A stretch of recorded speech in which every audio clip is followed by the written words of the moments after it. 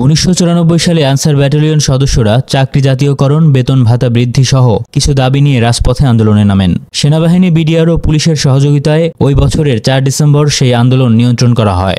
আন্দোলনে 2 জন নিহত এবং শতাধিক আনসার ব্যাটালিয়ন আহত হন।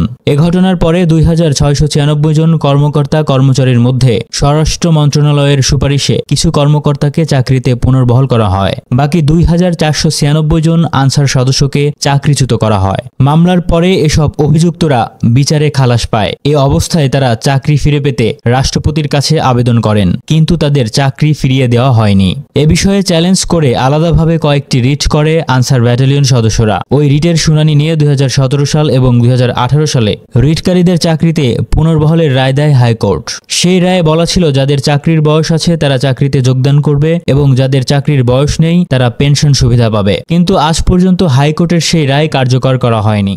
আমাদের অনশন চলছে চলবে, হাইকোর্টের রায়কে মানতে হবে, সুপ্রিম কোর্টের রায়কে মানতে হবে, এক দফা এক দাবি মানতে হবে, এক দফা এক দাবি মানতে হবে, আমাদের অনশন চলছে চলবে, আমাদের অনশন চলছে চলবে, হাইকোর্টের একটি রায় মানতে হবে, সুপ্রিম কোর্টের একটি রায় মানতে হবে, আমাদের অনশন চলছে চলবে, আমাদের অনশন চলছে চলবে, সর্বকোর্টের একটি রায় চলছে চলবে, আমাদের অনশন চলছে চলবে, সব কোর্টের একটি রায় হাইকোর্টের একটি রায় কোর্টের একটি রায়। এই সমাবেশে আমরা কোনো বিশৃঙ্খলা করতে আসি নাই। আমরা এখানে শান্তিপূর্ণভাবে আন্দোলন অনশন করতে এসেছি। আপনারা এটা মনে করবেন না যে আপনারা এখানে বসে আছি কোনো বিশৃঙ্খলা করছি না জন্য আপনারা কোনো কর্ণপাত করছেন না, তাহলে ভুল করবেন। তার কারণ কর্মসূচি একটার পর একটা যদি আপনারা না মানেন তখন এর পদক্ষেপ আসতে পারে। আমরা এখানে অনেক ধৈর্য সহকারে সবাই বসে আছে, এখানে কেউ বিশৃঙ্খলা করার জন্য আসেনি। তাই আজকের এই মানবতার জীবনযাপনের থেকে আমরা বেরিয়ে আসতে চাই।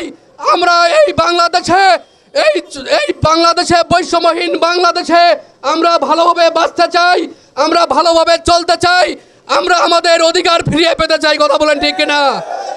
আজকের এই আন্দোলন অনশন থেকে আমি বলতে চাই, আমরা যারা আনসার বিডিবির সদস্য সন্তানেরা আছি, এখনও সারা বাংলাদেশ থেকে অনেকে আসছেন, দেশের বিভিন্ন জায়গা থেকে আমরা খবর পেয়েছি। আমরা প্রয়োজনে আমাদের যত পরিবার পরিজন আছে, আত্মীয় স্বজন আছে, আমরা নিয়ে আমাদের দাবি আদায়ের জন্য আমরা রাজপথে নেমে যাব।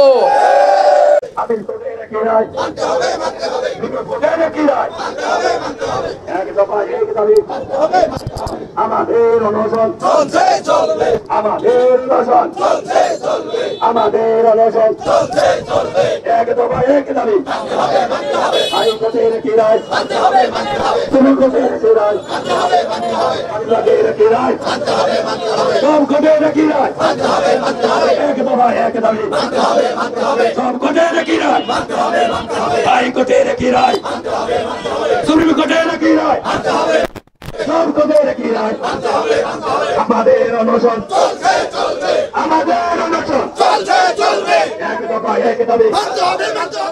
আমার ভাইয়ের অসুস্থ হয়ে গেছে, আমার ভাইয়ের মেডিকেলে গেছে, আর পারছি না নাকে। মহাদয়গণ দয়া করে 4টা ডাল ভাত খাওয়ার সুযোগ করে দেন।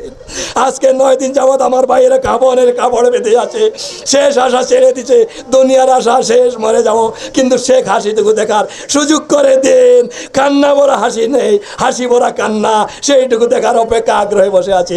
মাননীয় মহাদয়গণ, আপনাদের গুণের শেষ নাই, আমার মতো হাজারো লোক আপনাদের গুণের সীমা শেষ করতে পারবে না।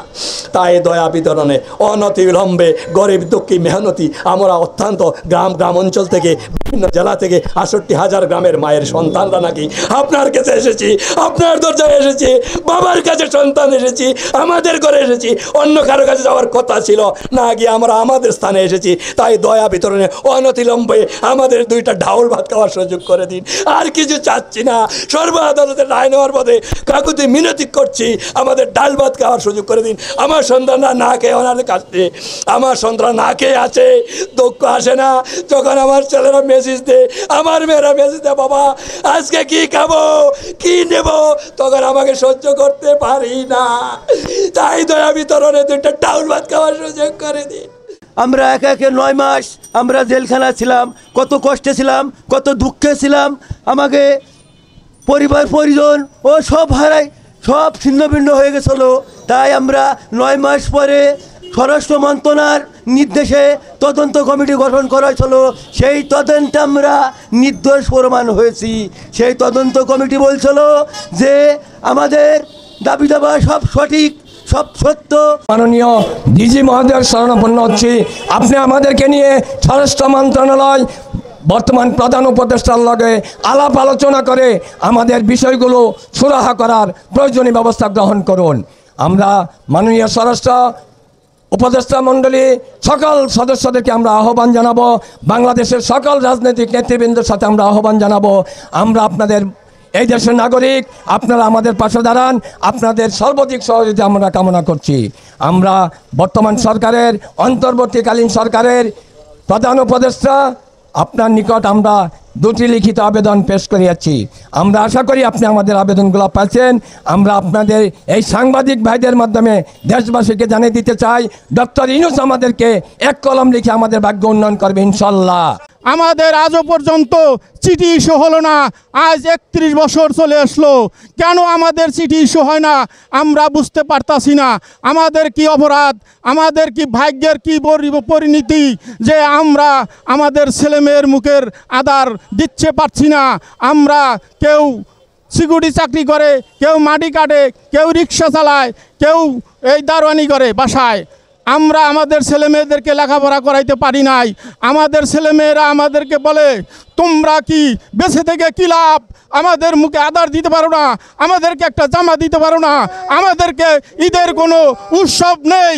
আমরা কি পাপী, আমরা কি পাপের ফসল? আমাদের কেন আমরা মানুষের সামনে দাঁড়াইতে পারি না, আমরা কেন স্কুলে যাইতে পারি না, আমরা কেন লেখাপড়া করতে পারি না?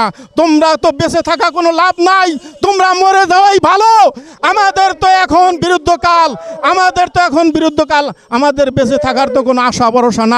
হাইকোর্ট থেকে আমরা রায় পেয়েছি, পরবর্তীতে আমরা সুপ্রিম কোর্ট থেকে রায় পেয়েছি। তারপর আমাদের বিপক্ষে সরকার যে রিভিউ এবং আপিল করেছিল, সেই আপিল রিভিউ খারিজ করে দিয়েছে মহামান্য আদালত। আজকে সেই লগ্নে আমরা সকলেই বুক ভরা আশা নিয়ে আমাদের আমরা সেই আদালতের রায় নিয়ে আমরা এই বাংলাদেশ আনসার ব্যাটালিয়ন হেডকোয়ার্টার ঢাকা খিলগাঁও সেই 1 নম্বর গেটের সামনে দ্বারস্থ হয়েছি। আমাদের পোশাক পাতি আলাদা করা হয়েছে, অথচ আমরা সাধারণ আনসার যারা আমাদের আন্দোলনের জন্য যারা এটা পেয়েছে তারা আমাদের ব্যাপারে কোনো কথা বলে না। তাই আমার বড় দুঃখ এইটাই যে বাংলাদেশ আনসার ব্যাটালিয়নের মহাপরিচালক মহোদয়, উনি সুদৃষ্টি আকর্ষণ করছি, আমাদের গরিবের দিয়ে একবার তাকান, একবার মুখ তুলে তাকাই দেখেন আমরা কি অবস্থায় আছি। আমাদের দাবি